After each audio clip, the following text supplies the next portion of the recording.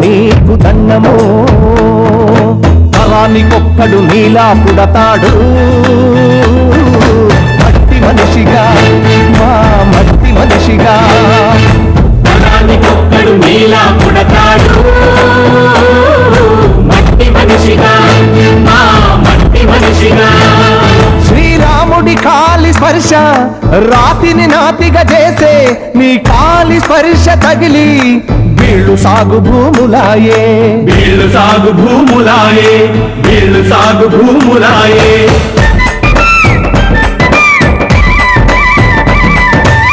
శ్రీకృష్ణుడి చేతిలోన వెదురు వేణువై మోగే నీ చేయి తగిలి నేల ధాన్యమిచ్చి ధన్యమాయే ధాన్యమిచ్చి ధన్యమాయే ధాన్యమిచ్చి ధన్యమాయే దేవుళ్లకు గుడి కట్టినట్టుగానే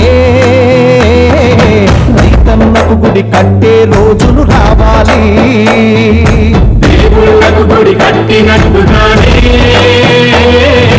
రైతన్నకు గుడి కట్టే రోజులు రావాలి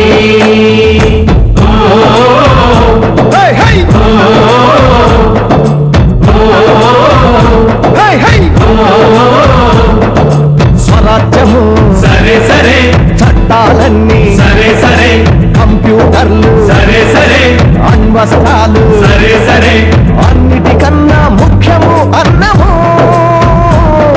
ఆ అన్నం పెట్టే రైతన్నా దండము నీకు దండము తరానికొక్కడు నీలా పుడతాడు మట్టి మనిషిగా మా మట్టి మనిషిగా తరానికొక్కడు నీలా పుడతాడు మట్టి మనిషిగా మా మట్టి మనిషిగా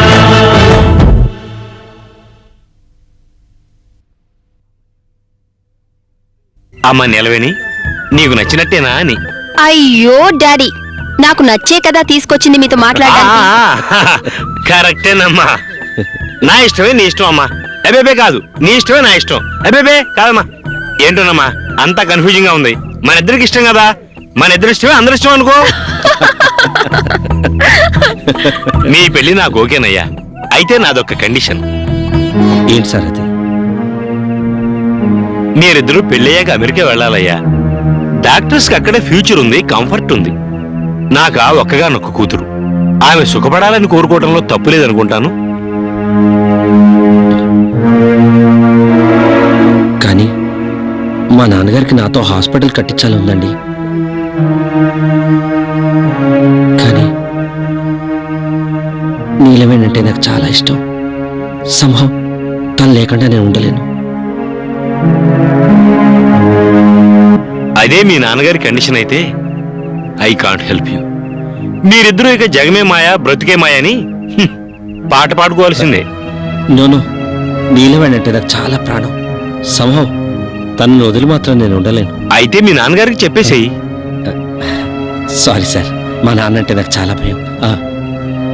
ఎనలేని గౌరవం నాకే కాదు సార్, మా ఇంట్లో మా ఊర్లో ఆ మాటకొస్తే ఆయనంటే తెలిసిన వాళ్ళు ఎవరైనా ఆయన్ని చూసి భయపడతారు సార్.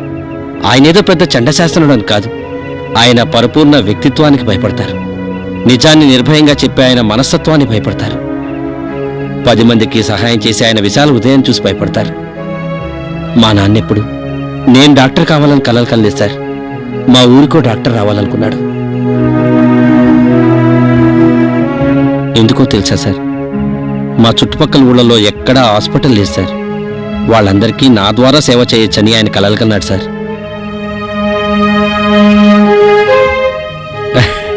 ఏమవుతుందో ఏమిటో సార్. ఎలాగో అలా మీరే మా నాన్నగారితో చెప్పి ఆయన కన్విన్స్ చేయాలి సార్.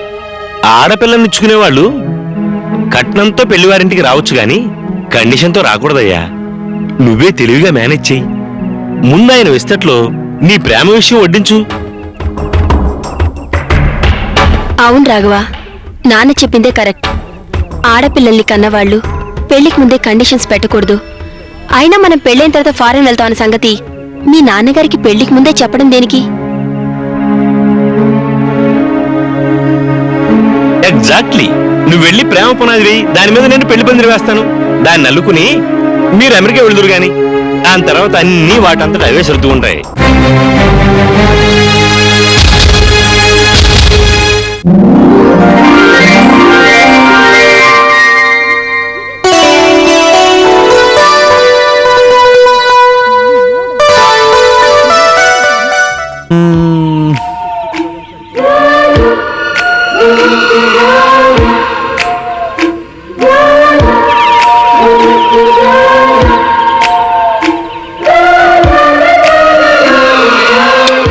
అది కాదురా అన్నయ్య, మా అందరిలోకి పెద్దవాడివి, మాకు దారి చూపించాల్సిన వాడివి.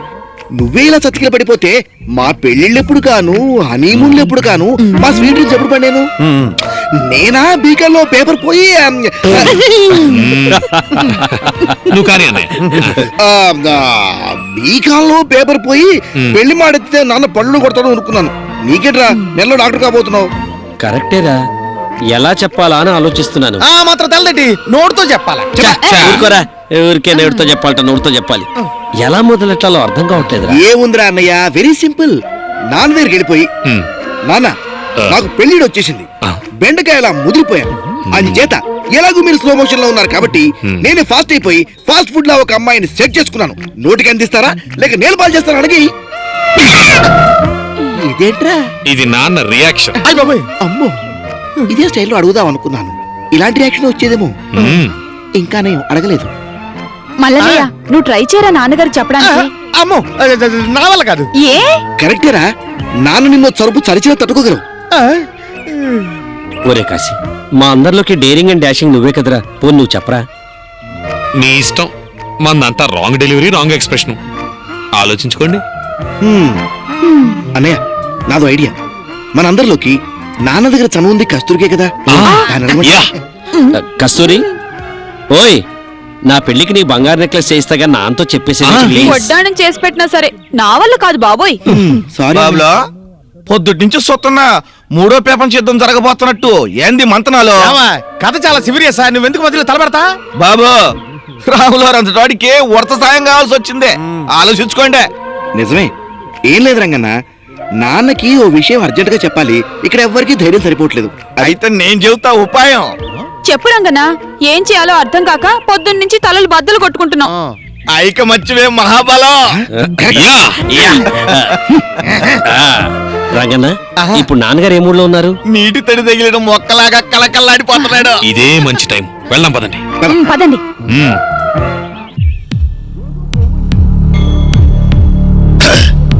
ఈ రోజుల్లో పిల్లల్ని అడగకుండా మనం మాత్రం ఏం చెప్పగలం? అలాగే అడుగు బావా. నాన్నగారు, ఏమిటిది అందరూ కట్టకట్టుకుని వచ్చేసారు? అది అదేనా ఐకమత్యమే మహాబలం కదా. చిన్నప్పుడు మీరు చెప్పిందే. కట్టెలు మోపు తెస్తే ఎవరో ఎరగదీలేపోతారో. అందులోని ఒక్కొక్క పుల్ల విడదీసిస్తే చటుకును విరిచేస్తారు. ఆ కథ మీకు ఇంకా గుర్తున్నందుకు సంతోషం. కానీ ఇప్పుడు ఎందుకు గుర్తు చేసుకుంటున్నారు అని? ఎందుకురా? నన్ను ఎదిరించడానిక?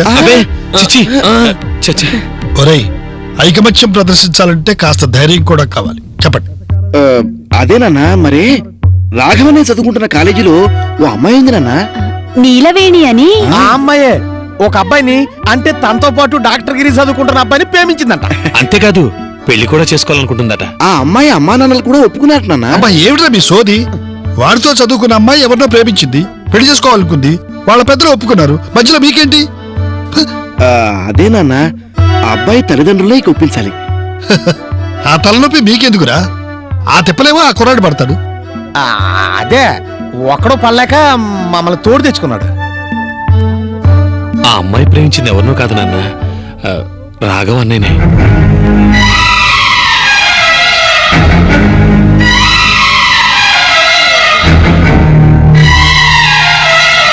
ఏమిట్రా మీరు మాట్లాడేది?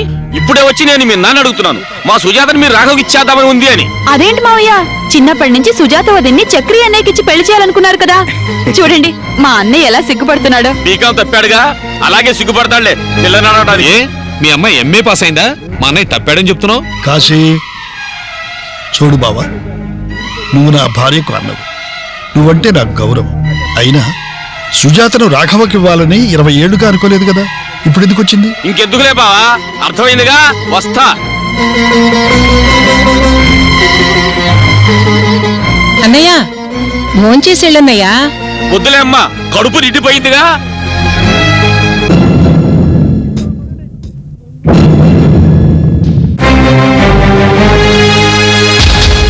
ఇంతకీ ఎవర్రా పిల్ల? కేశవరావు గారని పెద్ద బిజినెస్ మ్యాగ్నెట్ నాన్న. ఆయన ఎంత బిజినెస్ మ్యాగ్నెట్ అని కాదు, ఆ పిల్లకు ఎంత పెద్ద మనసు ఉంది అని. అది ఉండబట్టే కదా నాన్న అన్నయ్యకిచ్చింది. నేను అడిగేది అది కాదురా, ఇంత కష్టపడి చదివిన తర్వాత రేపు ఈ పల్లెటూళ్ళలో ప్రాక్టీస్ ఏమిటంటారేమోనని. ఆ పిల్ల కూడా డాక్టరే కదా నాన్న. అవును నాన్న, ఇద్దరం కలిసే ప్రాక్టీస్ చేయొచ్చు. రాఘవ, నీకో మాట చెప్పాలరా. నువ్వు పుట్టినప్పుడు పుత్రోత్సాహంతో నేను పొంగిపోయాను. నీకు డాక్టర్గా సీట్ వచ్చినప్పుడు నా కొడుకు డాక్టర్ అవుతున్నాడని సంబరపడిపోయాను. డాక్టర్ అయి వస్తుంటే ఈ ప్రాంతపు ప్రజలకు ప్రాణాలు పోయడానికి వస్తున్నావని, అందుకు హాస్పిటల్ కట్టించాలని ఆలోచించాను. ఇప్పుడు నువ్వు డాక్టర్ అయి, నీకు కాబోయే భార్య ఒక లేడీ డాక్టర్ అయి, మీ ఇద్దరూ కలిసి ఇక్కడ పేద పికేకి సేవ చేస్తుంటే నాకంటే సంతోషించేవాళ్ళు ఇంకెవరుంటారా? సరే, అలాగే నేను ఒప్పుకుంటాను. నేను ఒప్పుకున్నానని వాళ్ళ పెద్దవాళ్ళకి చెప్పు. చెప్పరా?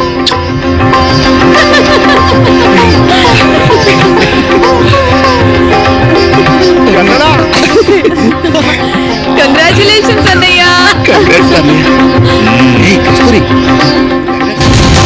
మీరిద్దరూ పెళ్ళయ్యాక అమెరికా వెళ్ళాలయ్యా. డాక్టర్స్ కి అక్కడే ఫ్యూచర్ ఉంది, కంఫర్ట్ ఉంది. నాకు ఆ ఒక్కగానొక్క కూతురు, ఆమె సుఖపడాలని కోరుకోవడంలో తప్పు లేదనుకుంటాను.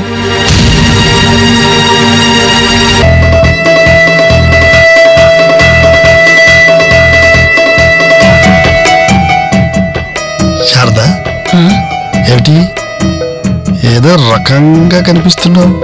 అదేమిటండి కొత్తగా మాట్లాడుతున్నారు? కొత్తగా మాట్లాడటం కాదు, నీలో ఏదో కొత్త అందం ఉట్టి పడుతుంది. ఏమిటబ్బా అది? అత్తగారి అయిపోతున్నావు కదా.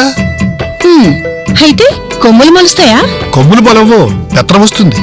అతనిక వెలగబెడుతూ కోడల మీద పెత్రం చెలాయిస్తూ ఈ ఊరు ఆ ఊరు తిరుగుతూ కాలక్షేపం చేసేయచ్చు.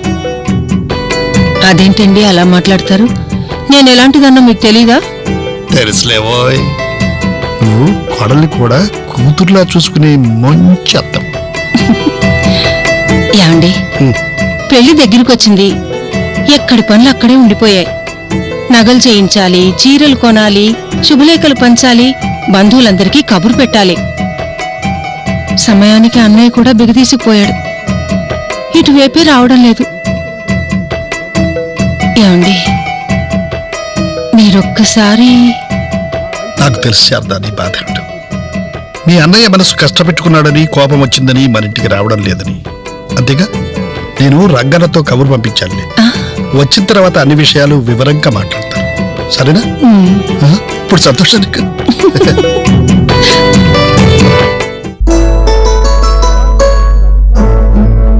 ఇదేదో సింపుల్ గా బెస్ట్ గా ఉంది, దీన్ని సెలెక్ట్ చేస్తే పోలా? ఏడ్చినట్టుంది. అసలు శుభలేఖ చూడగానే మగ పెళ్లి వాళ్ళ స్టేటస్ ఏంటో తెలియాలి అన్నయ్య. ఒరే ఇది బాగున్నట్టుందా? అదే అది చాలా గాడిగా ఉందిరా. నన్ను తిట్టావా నా రుచిని తిట్టావా? కాదురా, కలర్ కాంబినేషన్ అది బాలేదు అని చెప్తున్నాను. అన్నయ్య ఆ. శుభలేఖ అంటే ఇలా ఉండాలిరా. అసలు పెళ్ళైన తర్వాత కూడా దీన్ని పాడైపు తేకూడదు ఏరా. ఏం చెప్పావురా? ఇది కనుక ప్రింటింగ్ చేయితే ఈ పంచడానికి ఎడ్ల బండి వేసుకుని ఇల్లు తిరగాల. రంగన్నా నేను చెప్పింది కరెక్టేనా? అమ్ము మధ్యలోకి నన్ను లాక్కండి. చివరికిట్టా చూపించి మేము ఈ 4 ఏళ్ళవి నువ్వు బొట్టినెళ్ళవి మా మధ్యలోకి రావద్దని చెప్పేసి తిడతారు. ఏమిట్రా దీన్ని ఏదో పెద్ద ప్రాబ్లం చేస్తున్నారు. ఎప్పటికి సెలక్షన్ పూర్తవ్వాలి, ఎప్పటికి ప్రింటింగ్కి వెళ్ళాలి, ఎప్పుడు రావాలి, ఎప్పుడు పంచాలి? ఆ? మరి అలాంటప్పుడు నీకు ఇష్టం వచ్చింది ఏదో సెలెక్ట్ చేసుకుని ప్రింటింగ్ ఇవ్వలేకపోయావా? ఈ మోడల్స్ తీసుకురావడం ఎందుకు? మర్రే నువ్వు వదిన గారు కలిసి సెలక్షన్ చేసి ఇవ్వాల్సింది. మధ్యలో ఎక్స్ట్రా గాళ్ళు ఎందుకు? నీ వల్ల కాదురా. అసలు ఆ కస్తూరిను కాశీగాడు ఉంటే వాళ్ళు బ్రహ్మాండంగా సెలెక్ట్ చేసి ఉండేవాళ్ళు. నిజమేరా అన్నయ్య. ఆ. కాకపోతే వాళ్ళు వచ్చేసరికి సాయంత్రం అవుతుంది, ఎగ్జామ్స్ కదా. అప్పుడు సెలెక్ట్ చేసుకో. అది కాదురా బాబు, తొందరగా ఏదో సెలెక్ట్ చేయండి. కాదురా, పోనీ మనకు నచ్చిన 1, 2 తీసి ఆ. అందులో నెంబర్ 1 ఏదో వాళ్ళు వచ్చి అడుగుతారేటి? నీ మొహం వెంటనే ఒకటి సెలెక్ట్ చేసి టౌన్కి వెళ్ళాలరా అంటుంటే నువ్వు వాళ్ళని అడుగుతావు ఏంటి? అన్ని తొందర ఏట్రా మరి ఎలకం ఎలకం ఎలకం అమ్మ దాదా ఎలకం ఎలకం. ఒరే సుజాత వచ్చిందిగా, తను ఒక్క నిమిట్లో ఈ విషయం తేల్చి పారేస్తుంది. సుజాత ఇలా రా చెప్తాను.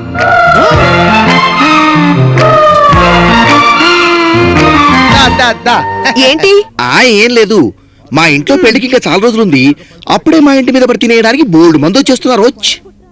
మా పొలంలో కూడా వరే పండుతుంది, గడ్డి పండల్లా. ఇక్కడ అన్నానికి ఎవరు మొహం వాచిపోయలేరులే. అమ్ము మాటంటే చాలు చాచి కొడుతుంది, వాచిపోవాల్సిందే. నువ్వు ఉండరా అన్నయ్య, తను పిలిచింది ఎందుకు? పరాజకాలు అంటారు కాదా? అలాగే సుజాత, మా పెద్దనే పెళ్లికి ఏ శుభలేఖలు వచ్చేంతే బాగుంటుందా అని తెగ బుర్రలు బద్దలు కొట్టుకుంటున్నాం. కాంత నీ బుర్ర కూడా అతికివ్వా? ఆడ బదులు కొడతాడు ఊరికే. పెళ్ళాన్ని స్వయంగా సెలెక్ట్ చేసుకున్నవాడు పెళ్లి శుభలేఖలు కూడా స్వయంగానే సెలెక్ట్ చేసుకుంటాళ్లే.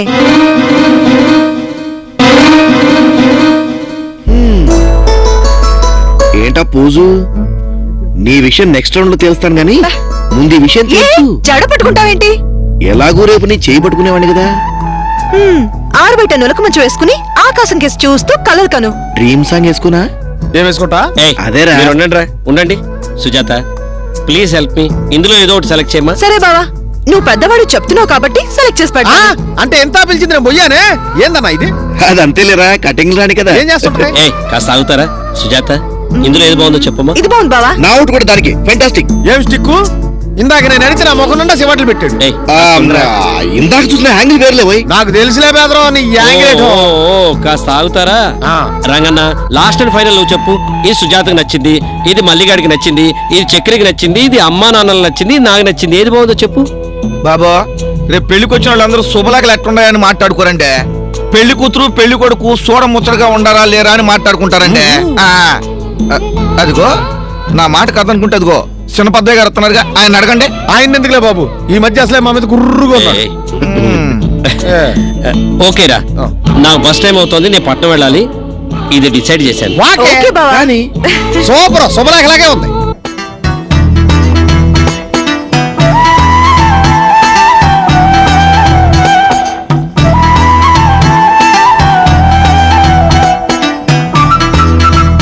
బాబా కూర్చో. రమ్మంటున్నావని రంగన్ నువ్వు చెప్పాడు. ఇంకా కోపం తగ్గినట్లేదు. కోపంతో నిన్ను సాధించేంత పెద్దవాడిని కాదులే బావా, ఆడపిల్లని కన్నవాడిని. ఎలాగైనా ఓ మెట్టు నీకంటే కింద ఉండాల్సిన వాడిని. అన్నయ్య కాఫీ తీసుకోండి. వద్దులేమ్మా, ఏ అలవాటుందిగా? తాగాలనిపించడం లేదు. అంతేనా? మా ఇంట్లో కాఫీ నీళ్లు కూడా ముట్టుకోకూడదని ఏమైనా శపథం చేసావా? అలాగని కాదు. ఇదిగో చూడు, ఇంట్లోకి రాగానే అమ్మాయి కాఫీ నీళ్లు తీసుకురా అని కేకలు పెట్టేవాడివి. ఇప్పుడు తీసుకొచ్చి ఇచ్చినా వద్దంటున్నావు, కారణం ఏమిటో? తాగకూడదని కాదు. చూడు, అలిగి సాధించాలనుకోవడం చిన్నపిల్లల లక్షణం. అరమరికలు లేకుండా మాట్లాడుకోవడం పెద్దవాళ్ల పద్ధతి. నీ వయసును బట్టి ప్రవర్తించు బావా. వచ్చావా అన్నయ్య? ఇంట్లో మొదటి శుభకార్యం. పెళ్లి పనులు ఎక్కడి నుంచి మొదలు పెట్టాలో, ఎలా సమర్థించాలో అబ్బబ్బా ఏమీ అర్థం కావడం లేదు. అన్నయ్య, నువ్వు పరాయి వాళ్ళ ఉంటే ఎలా చెప్పు? పరాయి వాళ్లే మీకు అయిన వాళ్ళయ్యారు. నేను నా బిడ్డ మీకు పరాయి వాళ్ళమైపోయా. నా కూతుర్ని రాఘవం చేసుకుంటాననుకున్నాను. బావా, ఇప్పుడు నువ్వు ఆలోచించాల్సింది నీ కూతుర్ని రాఘవకి ఇవ్వడానికి గురించి కాదు, ఈ ఇంటి కోడల్ని చేయడం గురించి, నా చేతిలో ఉన్న దాని గురించి అడుగు. చూడు, నీకు అభ్యంతరం లేకపోతే సుజాతని చక్రకిచ్చి పెళ్లి చేసేద్దాం. ఇదే ముహూర్తానికి ఖర్చులు తగ్గుతాయి, మన బాధ్యత తీరిపోతుంది. అందుకు పిల్లలు ఇష్టపడాలిగా. ఎవరా చక్రి, సుజాతను చేసుకోవడం నీకు ఇష్టమేనా?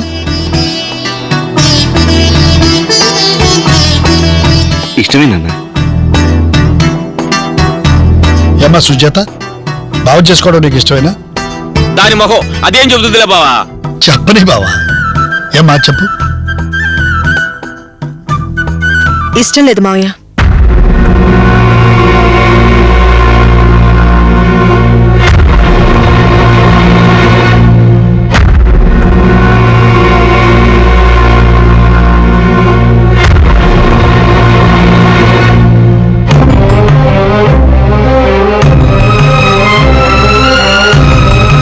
ఇష్టం లేకపోవడం ఏమిటే? చిన్నప్పటి నుంచి వాణ్ణి చూసి నా మొగుడు నా మొగుడు అని మురిసిపోయేదానివి కదే. మొగుడంటే ఎవరో తెలియని వయసత్తయ్య అది. సుజాత, మూడు అంటే నీకు కొత్తగా తెలిసిన అర్థం ఏమిటమ్మా? పెళ్ళాన్ని పోషించాలిగా మావయ్య. ఓ, వాడు బీకాం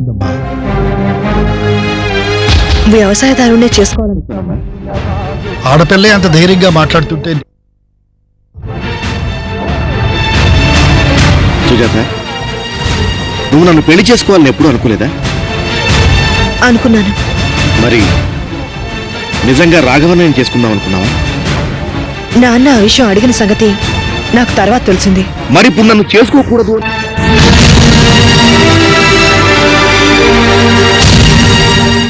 నీ వంటి వాళ్ళు పుట్టిన దేశంలో మా వంటి వాళ్ళు పుట్టడమే అదృష్టం. నీ వంటి వాళ్ళు పుట్టిన దేశంలో మా వంటి వాళ్ళు పుట్టడమే అదృష్టం.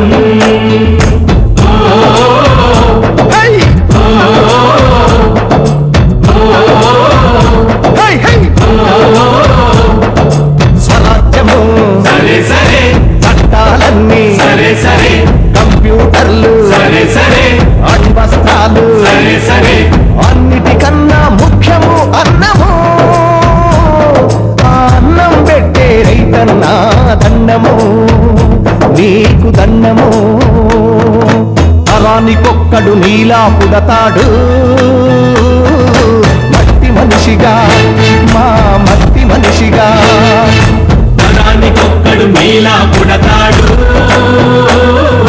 మట్టి మనిషిగా, మా మట్టి మనిషిగా. High high